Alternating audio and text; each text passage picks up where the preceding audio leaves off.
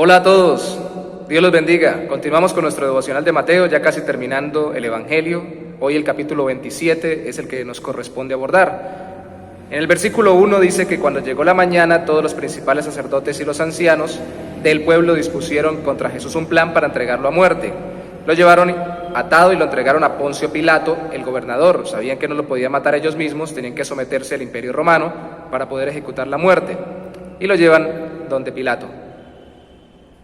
Pero el autor del Evangelio de una vez nos introduce con la muerte de Judas, como si quisiera que entendiéramos dos cosas. Primero, que hay un contraste entre la muerte del traidor y la muerte del Salvador en este capítulo o en esta sección de Mateo, y un contraste también ya no de contradicción, sino de parecido o de similitud entre lo que reconoció al final Judas, a pesar de que traicionó a Jesús, y lo que reconoce también Pilato, y es que Jesús era inocente.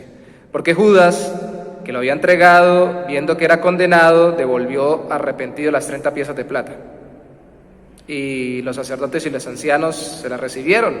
Y él dijo: yo he pecado contra sangre inocente. Y ellos le dijeron: allá tú. Tomaron las piezas, como no estaba permitido echarle las ofrendas porque era precio de sangre. Entonces compraron el campo del alfarero para sepultura de los extranjeros. Y por eso ese campo se llama campo de sangre. Luego vuelve a Pilato. Y Pilato, cuando lo interroga, le dice: ¿eres tú el rey de los judíos? Él le dice: ¿tú lo dices? Le dice Jesús. Y cuando lo acusan los principales sacerdotes y los ancianos, Pilato le dice: ¿no oyes cuántas cosas testifican contra ti? Y Jesús no le respondió. Entonces él se quedaba asombrado, Pilato. De hecho, Pilato lo que hace es aprovechar, porque dice que en esa temporada acostumbraba al gobernador a dejar libre un preso, y tenía a Barrabás, que era un famoso preso porque había sido acusado de sedición, según nos dice otro evangelista, de rebelión, y hace que el pueblo escoja entre Barrabás o entre Jesús, a ver a quién libera. Los líderes judíos persuaden al pueblo, a la multitud.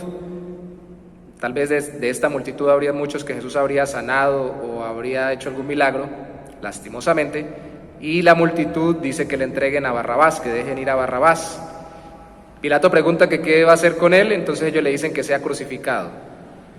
Lastimosamente, la voz del pueblo, aunque se ha dicho mucho que es la voz de Dios, en este caso fue la voz en contra del Hijo de Dios, para que lo mataran. ¿Qué mal ha hecho? Esa fue la respuesta de Pilato en el versículo 23. Y ellos gritaban más aún: sea crucificado, sea crucificado. Entonces él se lava las manos, ustedes ya lo saben, suelta a Barrabás y empieza el festival de burlas ante el evento de la crucifixión de Cristo. Se arrodillan ante él, se burlan los que estaban con él, le tejen una corona de espinas, se la ponen sobre sus sienes, se burlan. Le quitaron el manto y lo llevaron para crucificarle luego de haberle azotado, de escupido, de haberlo golpeado con una caña. Tan es así y fue tan maltratado que precisamente hallaron un hombre de Cirene que se llamaba Simón y le dijeron que le llevara la cruz, lo obligaron a que le llevara la cruz a Cristo. Esa ayuda física no tuvo nada que ver con la obra espiritual. Cuando llega al monte de la calavera, reparten sus vestidos, ponen sobre su cabeza, a manera de burla: Jesús el rey de los judíos.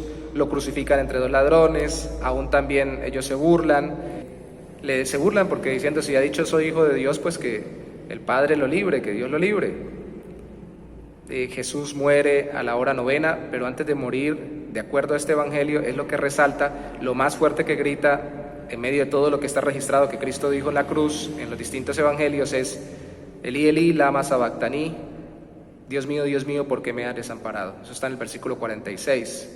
Se confundieron, pensaban que llamaba a Elías. Ya le habían ofrecido al principio vinagre con hiel, al parecer una especie de anestésico o una clase de ayuda para soportar su sufrimiento. Él lo había rechazado y a estas alturas le ofrecen vinagre seguramente porque no le entendían. Su lengua tal vez estaba protuida, es decir, salida por la deshidratación, los golpes, y creían que llamaba a Elías. Pero cuando muere, el templo se rasgó en dos. Antes de eso, clama a gran voz y entrega su espíritu. Otro evangelio dice, en tus manos encomiendo mi espíritu, le dice el Padre. Pero cuando muere, repito, el velo del templo se rasgó en dos, diciéndonos, de acuerdo nos enseña Hebreos, o mostrándonos, de acuerdo nos enseña Hebreos y el resto del Nuevo Testamento, que el velo era su carne, que la entrada al lugar santísimo, la comunión con Dios plena y verdadera, estaba por medio de su sacrificio, de su muerte en nuestro lugar, en el lugar de quienes debíamos estar sufriendo la condenación eterna. Los sepulcros se abrieron, no solo se rasgó el templo, sino que también muertos de santos, es decir, de creyentes en Cristo, también fueron resucitados, aunque aclara en el versículo 53 que solamente se dieron a conocer como resucitados después de que Cristo resucitó. El centurión que lo estaba custodiando al ver el terremoto y todas estas cosas, imagínense el susto tan tremendo, llenos de miedo, junto con los demás, dijo: verdaderamente este era hijo de Dios. ¿Recuerdan que hace un momento resaltaba Mateo que los demás estaban burlándose de él? Los de alrededor decían, si era el hijo de Dios, que lo salve Dios. Pues ahora hay unos tan asustados como este centurión que estaba custodiando a Jesús y ahora dice, verdaderamente era hijo de Dios. Estaban allí las mujeres mirando, María Magdalena, su mamá, los hijos de Zebedeo, algunos discípulos, Juan y Jacobo. Qué contraste, el uno muere, Judas, traicionando, el otro muere salvando, que es nuestro Salvador, Jesús. Qué parecido, Pilatos duda y lo manda a matar, Judas duda, al final reconoce que era inocente Jesús, pero aún así lo ha entregado. Ambos, cada uno de acuerdo a sus pensamientos y filosofías, siguiendo la tendencia de su época. El uno, tal vez, filosofías personales o nacionalistas judías, Judas; el otro, filosofías personales y nacionalistas romanas, imperialistas y de conveniencia en medio de su gobierno y de su cargo, para no generar un alboroto en la ciudad que estaba gobernando de parte del Imperio Romano. Ambos se acobardan y sí son valientes para entregar a Jesús. La multitud, después de haber sido tan beneficiada y bendecida por él, termina matándolo. Yo quiero resaltar, si me permiten, antes de hablar de la sepultura de Jesús, el hecho de que cuando Jesús grita Elí, Elí, lama sabactaní, no es por otra cosa, sino porque está sufriendo el castigo de Dios por nuestros pecados. Resalto que no gritó qué tan terrible la sé que tengo, porque seguramente la tendría al hecho de que le ofrecieron vinagre y que no le entendían lo que hablaba.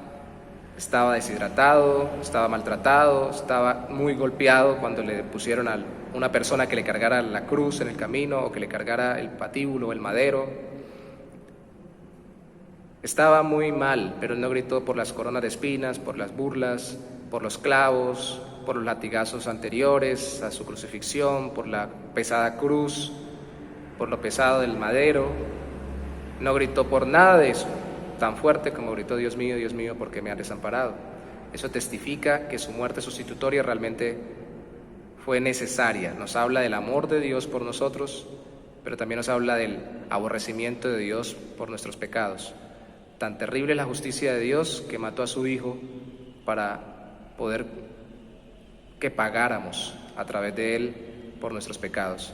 Pero también tan tremendamente grande es el amor de Dios que puso a su Hijo en propiciación por nuestros pecados, para perdonar nuestros pecados, como sustituto por nosotros, para que pudiéramos ser salvos. Al final, Él es sepultado, José de Arimatea pide el cuerpo, Pilato se lo entrega. Aparecen entonces allí también un contraste de personajes.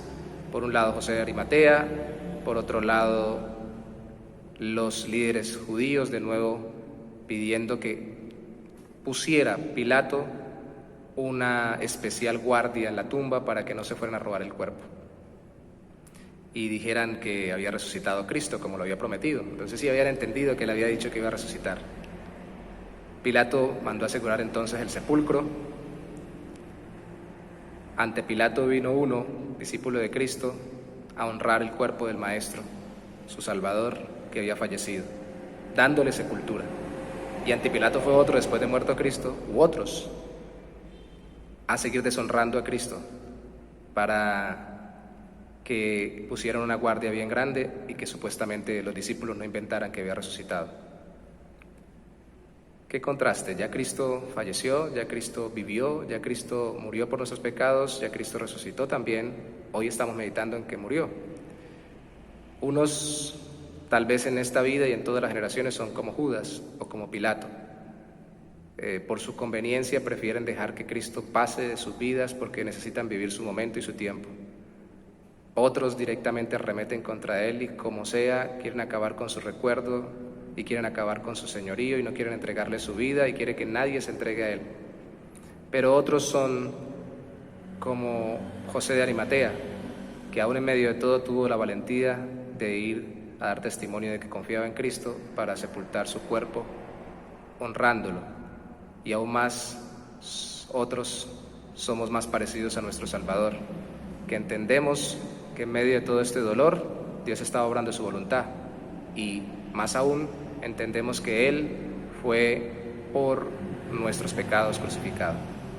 ¿Qué tal si le damos gracias a Dios? Porque como alguien dijo alguna vez, todos los 4 evangelistas parecieran más bien un compendio de introducciones para la muerte de Jesús, que es el evento central. El gran significado de cada evangelio es que Cristo murió por nosotros. Señor, te damos gracias en esta hora por recordarnos que tú enviaste a tu Hijo a morir por nuestros pecados. Te pedimos, Señor, danos valor. Y te pedimos por todos los Judas, Pilatos, líderes políticos, religiosos. No solo los de esa época rechazaron a Cristo, los que hoy viven junto con nosotros y que rechazan a Cristo para que puedan verlo, como lo pudo ver al final el hombre que dijo verdaderamente este era Hijo de Dios. Te pedimos nos des a nosotros valor, si ya confiamos en ti, para vivir como José de Arimatea, creyendo y confiando y honrando a nuestro Señor, aun que todos piensen que no es el Salvador. Y que cada día nuestra vida sea más como la de nuestro Maestro, que en medio del dolor vea que tú estás haciendo tu voluntad sobre nosotros y que más grande es el dolor que nuestro Salvador sufrió, porque sufrió por nuestros pecados y por todos los de nuestros hermanos que confiamos en Él para ser redimidos y tener vida eterna. Te damos gracias en el nombre de Jesús mismo, mi Señor y Rey. Amén. Dios los bendiga.